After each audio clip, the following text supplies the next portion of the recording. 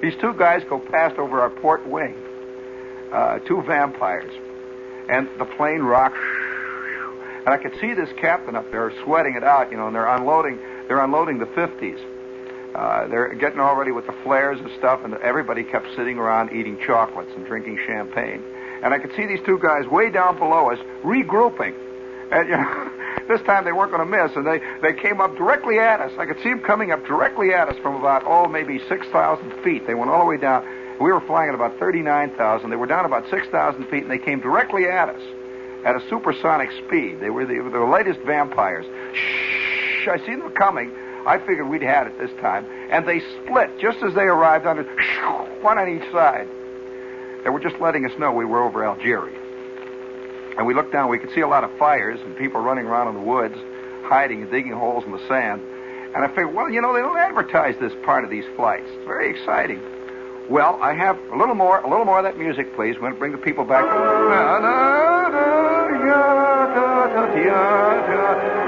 We can all sing this. Come on, it's the song.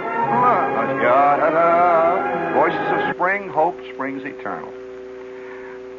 Did you read this little note from the United Press International from Washington, Dateline, Washington, UPI? Listen carefully.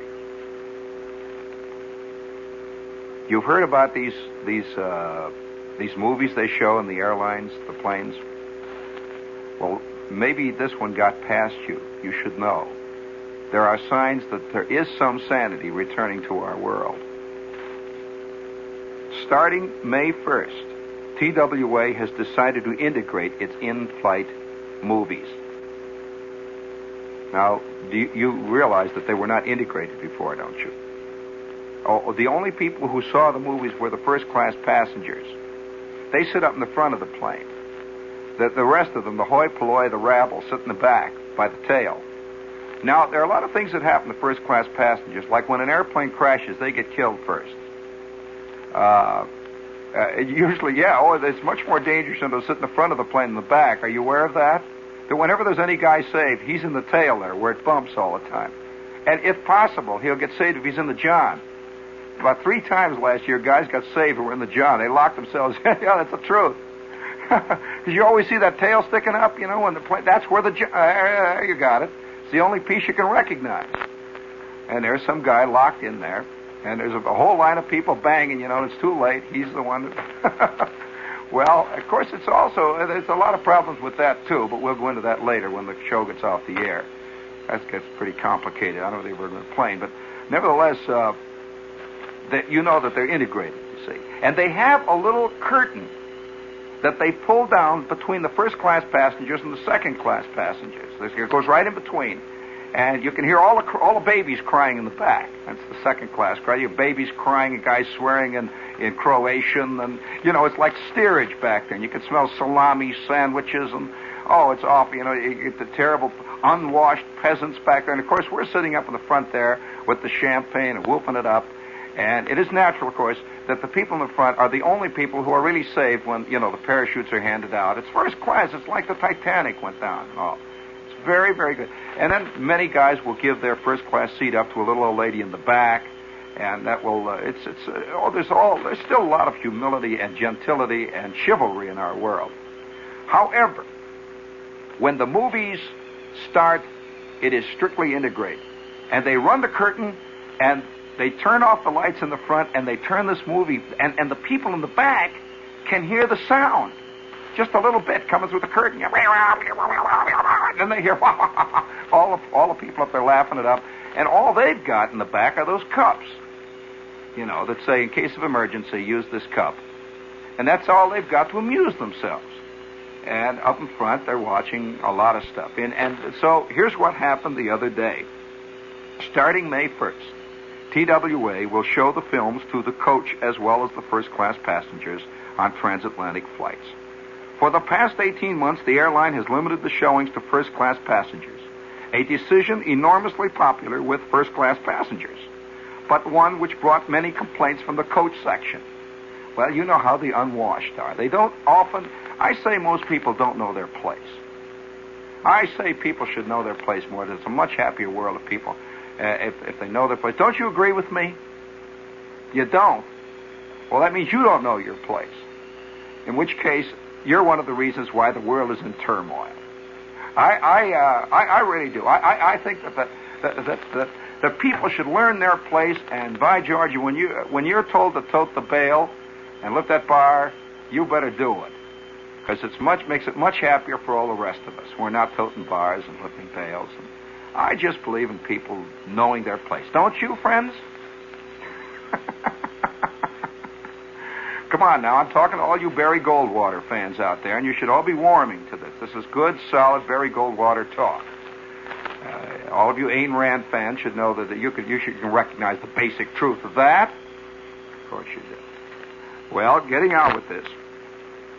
To keep the people, that is the coach passengers, from seeing the films, cabin attendants had made sure the folding door separating the first class from the coach always was closed during the movie. But on one recent flight, will you please bring a little more Hope Springs Eternal music, because this is the point. On one recent flight, an elderly woman passenger traveling second-class coach kept opening the door wide so that she could see the film. The purser politely explained to her that the movies were only for the first class, please, madam. The lady only snorted, and as the flight attendant walked away, opened the door again. He closed it. She opened it.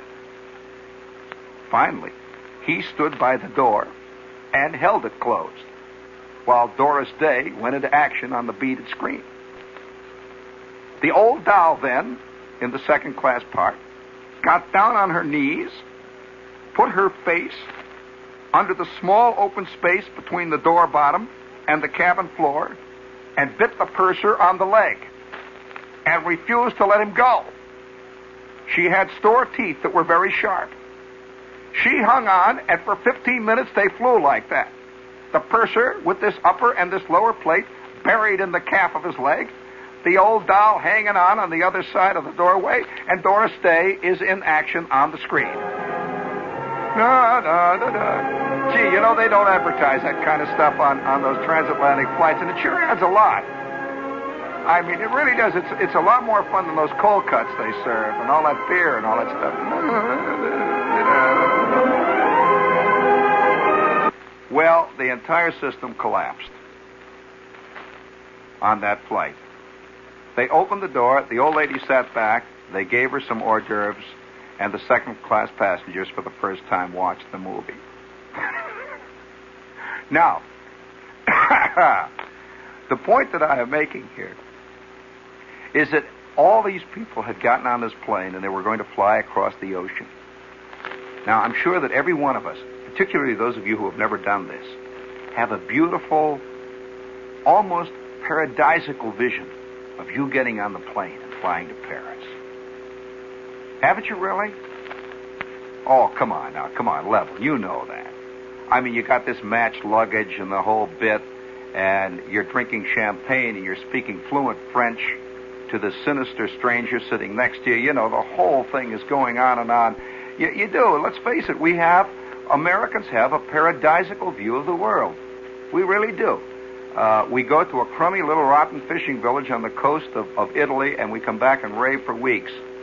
And it's a crummy little rotten fishing village, and everything is rotten. The sewage is rotten, and everything is rotten. The people are fist fighting and sticking each other with knives, and all we know is they make wonderful beadwork.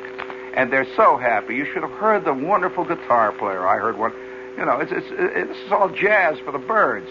And we have this wonderful image. And I suspect it's because we live in a world that is almost totally showbiz. We are sold things. Believe it or not, we're probably the only country in the world where other continents are packaged and sold to us. Go to beautiful Australia. Yes, and Australia is presented to you like a box of Barasini cherries. It is told, you're told that a fun continent, Antarctica, and exciting new vistas to explore. And, we're sold. We just sell each other till a point has been reached where even death itself is a saleable item. Are you aware of that? You know that there's an outfit out on Long Island now that has a 30-day death policy, a 30-day trial you can run it on. Yeah, it's a free trial. For 30 days you can try this life insurance. I don't know. I don't know how you're going to try it 30 days, but What do you do? I mean, if it doesn't work out, I mean, there's a lot of complications when you think of that. But everything is packaged. Well, even war itself is packaged to Americans. Oh, yes, it is. It is packaged because I don't think there's anybody who watches more war movies, who digs more violent television shows than the Americans. And it's kind of clean. When one of these guys drills another guy on the main street of Laredo, you don't really see all that stuff splattered over that tavern in the back there. You just don't see what happens when that 45 slug goes out the back. You don't even see it when it goes in the front. It's all so clean. You know what I mean? It's packaged. It's kind of romantic. In fact, you kind of feel vaguely cheated that you didn't get plugged. Because you could think of how you'd lay, how you'd throw your one arm up, you can see yourself lying there in a very dramatic way.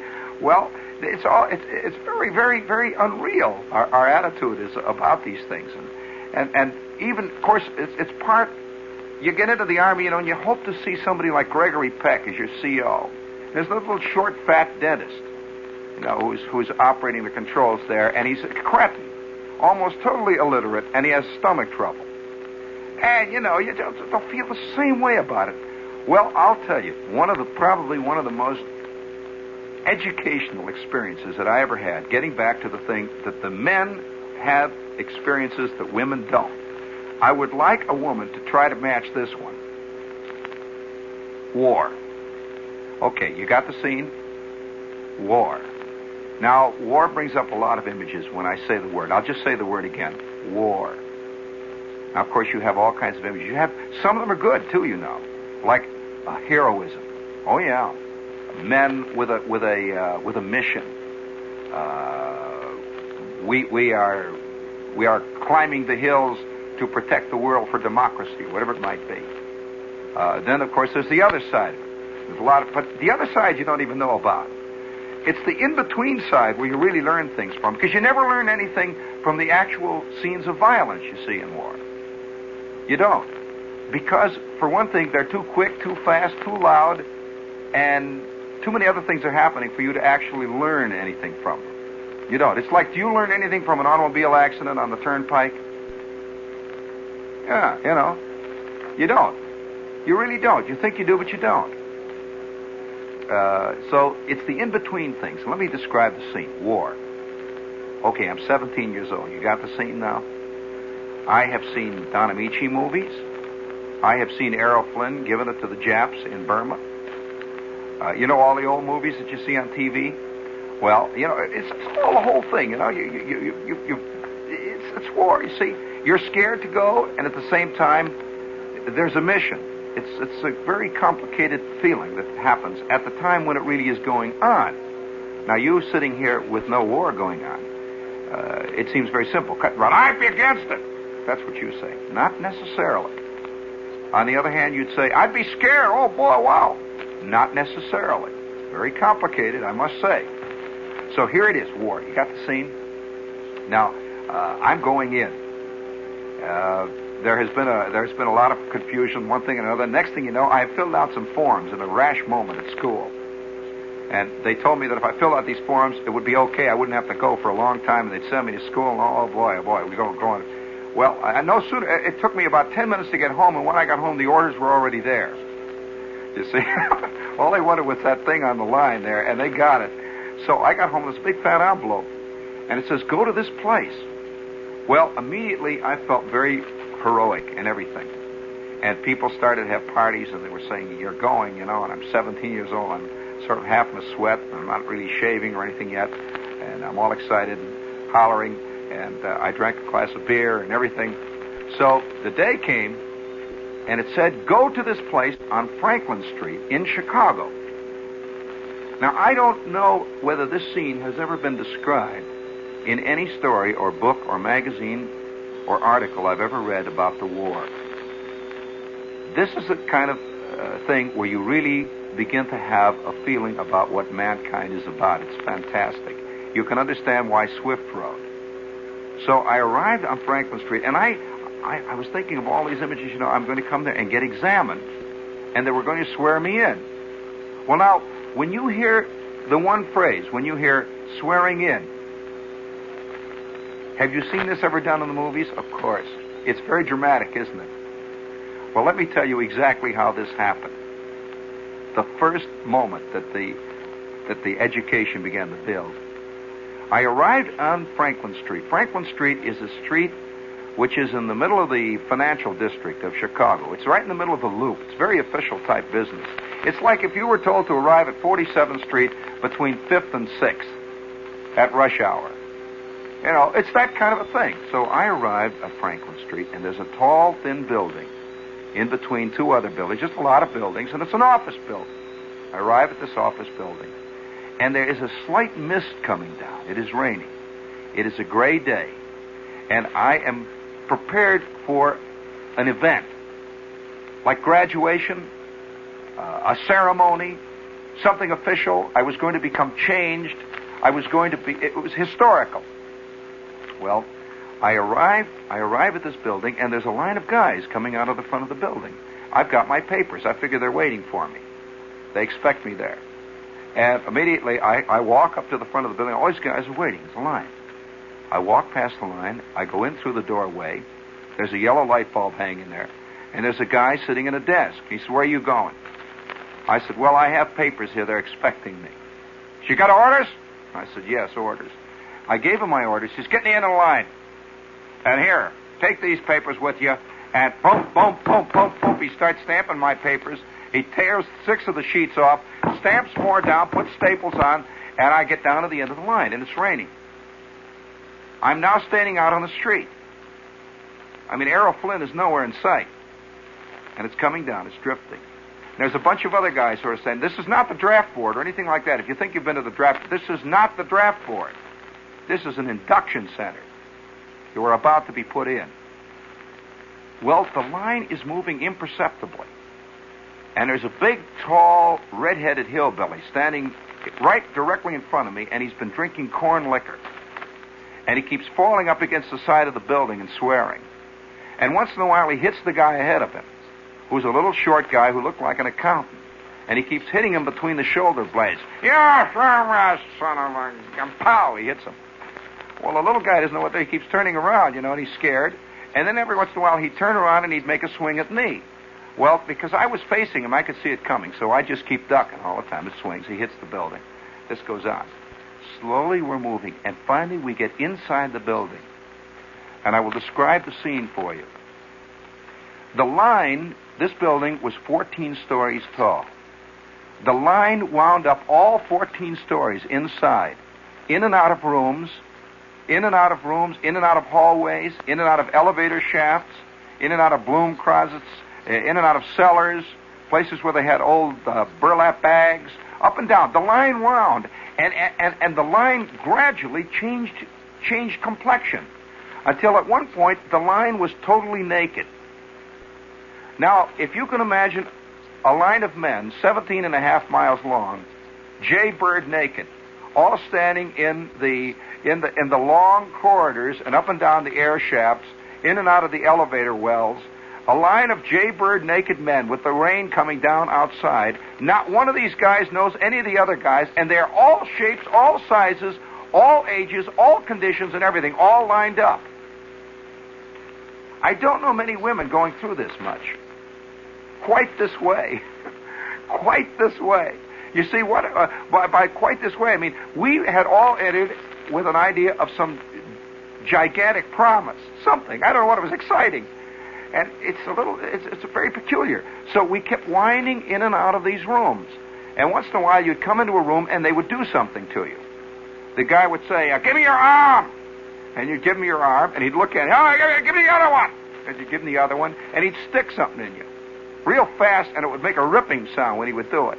Oh, yeah, they had been sticking guys now for about 25 straight days, and this was a very old needle.